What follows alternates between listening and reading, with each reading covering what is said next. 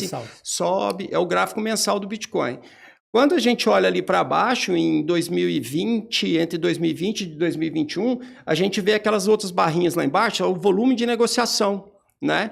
Que fala... Aí o que acontece? Quando eu entrei no finalzinho de 2020 para 2021, a gente vê ali que o Bitcoin estava na faixa de $12 mil e ele simplesmente explodiu até... 50 e poucos mil dólares. Eu lembro que eu entrei nesse extinto de manada, tinha um grande amigo da Polícia Federal, ele ficava me mandando, ele começou a me mandar, era um brother, assim, ele começou, 14 mil, 17 mil, 18 mil. Aí eu falei, cara, eu tenho que entrar. Aí eu peguei e entrei, a hora que eu entrei, tipo assim, eu tomei um ferro eu falei, não, eu tenho que comprar, na época era um Bitcoin, assim, eu falei, não, vou comprar um Bitcoin. Aí saquei quase todos os meus anos e anos de economia e eu tomei, assim, um ferro em uma semana, eu perdi, tipo, 50%, 6 meses de trabalho. Eu perdi, assim, eu falei, de salário. Eu falei, cara, eu não estou acreditando nisso. Aí eu vi que as coisas não funcionavam de maneira tão...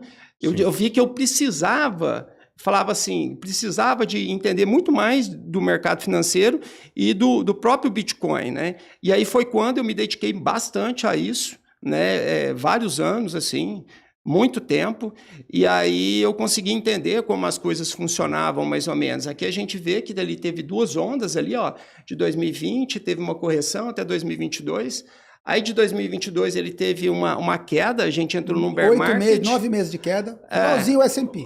Você vê que a liquidez que isso, não, é isso aí que eu queria explicar, assim, Faca.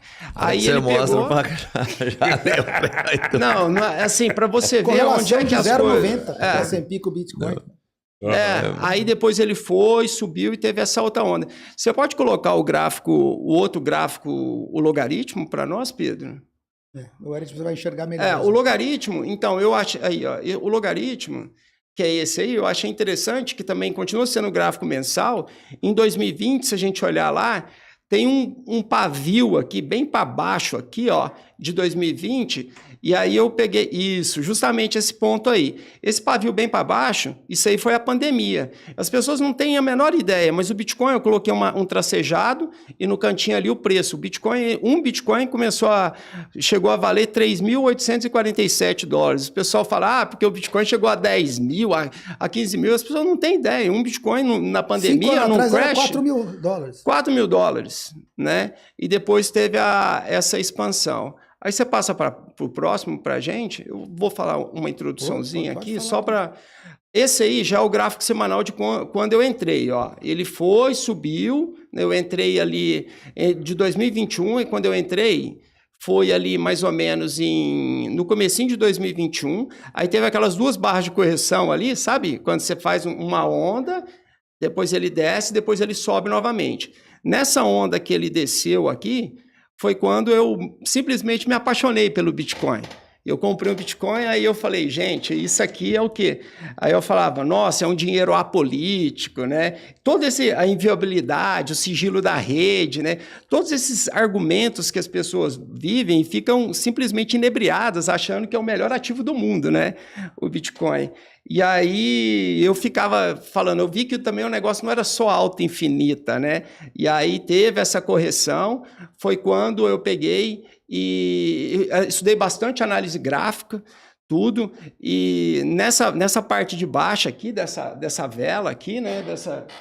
Aqui, foi quando eu simplesmente fiquei assim, mais ainda tomado pelo estilo de manada. Eu falei assim, gente, mais ou menos eu sei o que está acontecendo, já me senti um pouco mais confiante, e coloquei assim quase todo o meu capital nisso, né? E aí eu peguei essa alta que começa aqui e vai só, não, essa alta que começa aqui até aqui. Esse período dos aqui, 30 aos 60. É dos 30 aos 60. Esse período aí foi a última out-season que aconteceu. E assim, eu vou tentar explicar por que com um gráfico que o Faca nós já alinhamos que ele vai explicar por que eu acho que não vai ter out-season mais, né? E aí eu botei um martelinho, nessa hora eu já respeitava stop, né? Então eu comprei assim, peguei esse Bitcoin, vendi metade dele, comprei algumas altcoins, e quando ele chegou ali em cima, né, nesse patamar aqui, eu peguei, mais ou menos por aqui, eu fui tomando conhecimento que existia uma coisa, porque a gente pensa o seguinte, né? Se o ativo está 100, vamos supor, e ele cai para 80, e como isso é muito rápido no Bitcoin, você fala assim, não, se o preço está 100 e você cai para 80, é porque 20% das pessoas venderam. Certo ou não? Não. E não é assim que funciona. E não é assim que funciona. Não é assim que funciona. Existe uma coisa chamada mercado futuro, né? E aí eu tomei conhecimento a respeito de mercado futuro, como que isso funcionava, né? Existe um negócio chamado liquidez. Às vezes o negócio, eu sei porque quem conhece isso é quem sentou em mesa de operações. Eu já vi mercado cair no vazio. Todo mundo negocia bastante lá no topo. Aí de repente, por algum motivo a liquidez desaparece, cai 10% com um pouquinho de negócio. O cara dá 3, 4 negócios, já caiu. Esse é o pior tipo de mercado para quem tem posição. E quais motivos Porque você viu? às vezes, se você tem um buraco de liquidez, você não tem saída para ter posição. Você pode negociar bastante lá em cima. Aí todo mundo negociou, vendeu, comprou muito volume lá no 60, 70 mil. De repente todo mundo vai embora, de um dia para o outro muda a condição de liquidez, some a liquidez, some os preços. Você precisa, qualquer sujeito que entrar para fazer negócio e não tiver liquidez, o negócio dele vai sair bem abaixo. Mas pode ter manipulação para essa liquidez não mudar? Manipulação. O mercado ela é provocada por alguém. Você tem que entender o seguinte, quando você está operando um ativo, você está operando ele contra outro. Na outra ponta do Bitcoin está o dólar. Isso. E o dólar é o maior mercado do mundo, é o mercado da moeda dólar. Precisa ter dólar para você. Se você quer especular a favor do Bitcoin, como é que você tem que fazer? Você tem que comprar o Bitcoin e entregar dólar. Mas se você não tem o dólar para entregar, você tem que ir no mercado futuro, comprar um contrato futuro. É um sintético. É um sintético onde você toma dólar emprestado para comprar Bitcoin. Então, você quando compra para especular, você está tomando empréstimo em dólar, você nem sabe, mas você está tomando empréstimo em dólar. Faca, para você comprar o ativo. Deixa eu tentar, assim, só para... Quando eu entrei aqui e tive a consciência de que existia mercado futuro, é porque é mais ou menos assim. Vamos supor, como que as pessoas elas pensam? Elas falam assim, vou comprar um ativo por 8, vou vender por 10. O que aconteceu? Você ganhou 2. Certo? Mas no mercado futuro não funciona assim. Se você comprar, você pode comprar um contrato, esse contrato de 8, e se você vender por 10, você ganhou 2. Agora eu te faço uma pergunta. Se você acredita que o preço vai cair, Robertinho, e você compra um contrato por 10, e o preço cai para 8, o que aconteceu? Você ganhou ou você perdeu? Perdi. Você perdeu? Não, você ganhou. Porque vendeu, você... né? Você vendeu na frente, porque você... né? Você comprou um contrato... Por 8. Não, você, por exemplo, você comprou um contrato, no mercado futuro funciona na base de contratos. Então, por exemplo, você comprou um por 8, você vendeu por 10. Não, certo. Aí você ganhou 2. Se você fala que vai crescer, vai subir. Agora, se você fala o seguinte, olha, eu acredito que o preço do ativo vai cair. Se você compra você compra o contrato por 10 e o preço cai para 8, tô repetindo a pergunta. Entendi. Você ganhou ou você perdeu? Eu ganhei, eu acertei. Você ganhou 2. A minha aposta foi correta. Não é muito bem uma aposta, isso é um contrato que você... Você comprou e o preço caiu. É uma aposta. Uma aposta. Você acredita. Se você comprou e o mercado caiu, você perdeu. Se você vendeu e o mercado caiu, você ganhou. Isso. Então, o que acontece?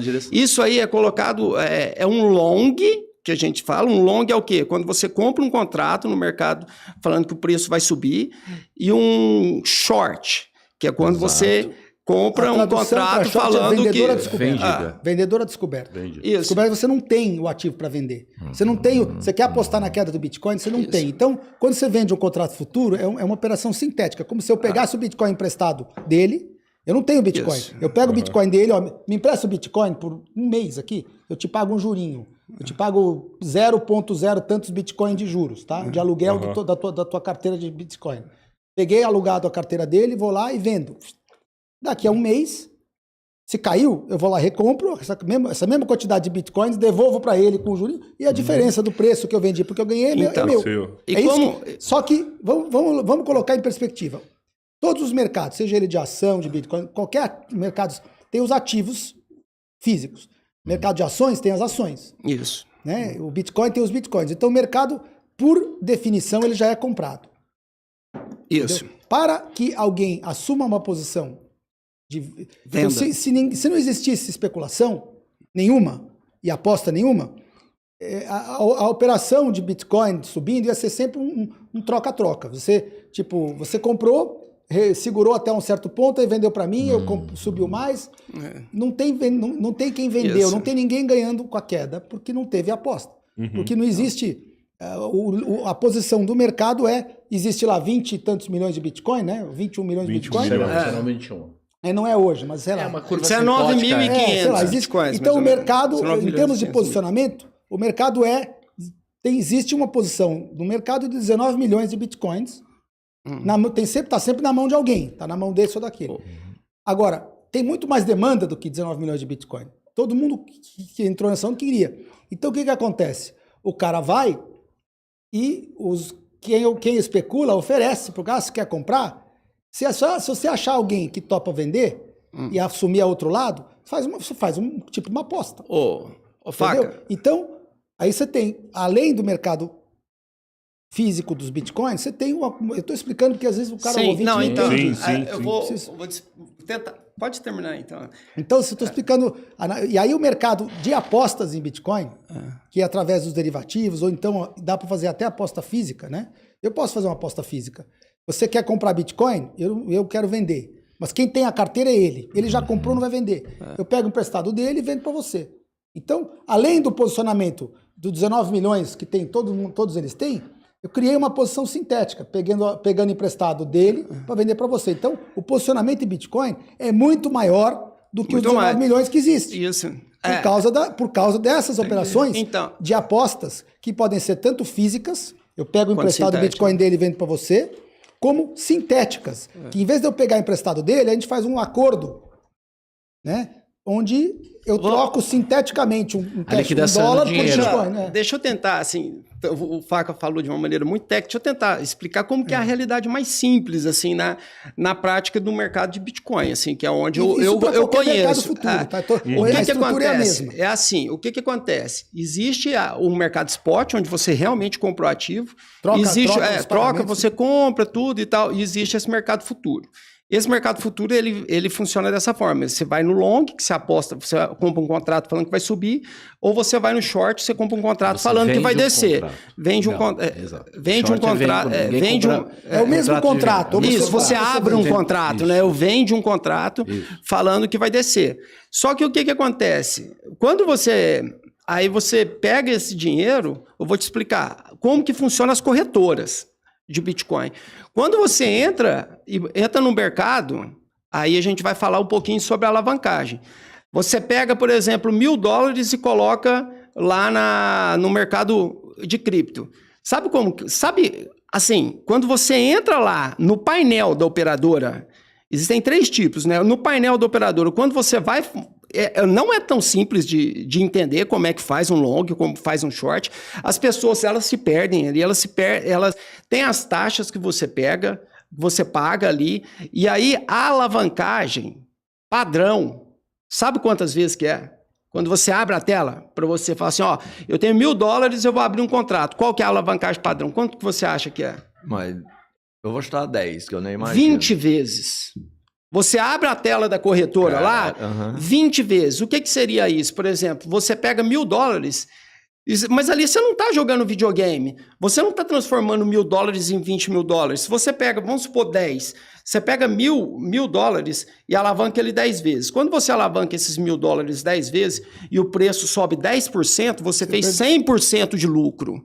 Você está entendendo? Mas se você pega $1.000 e fala que o mercado vai numa tendência ou subir ou descer e ele vai na direção contrária daquela que você está falando, se ele descer até menos de 10%, porque tem as taxas, você é liquidado, você perde tudo.